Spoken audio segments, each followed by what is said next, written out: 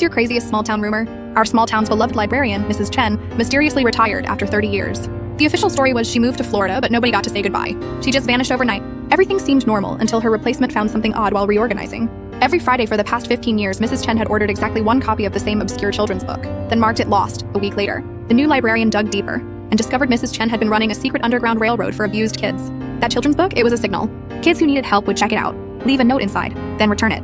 A week later, they'd accidentally miss their bus home, and Mrs. Chen would drive them to a women's shelter 3 counties away. She'd mark the book lost to hide their trail. The truth came out when one of the kids, now grown, became a police officer and recognized Mrs. Chen's photo during a trafficking investigation. Turns out she hadn't retired. She'd been forced to flee after an abusive husband found out where his wife and kids had disappeared to. The FBI interviewed over 200 children she'd helped escape. They found a hidden diary in the library's basement detailing every rescue, including coded messages about which teachers were helping and which ones were covering up abuse. Mrs. Chen passed away last month. At her funeral, hundreds of adults showed up wearing library cards as necklaces. Every kid she'd ever saved.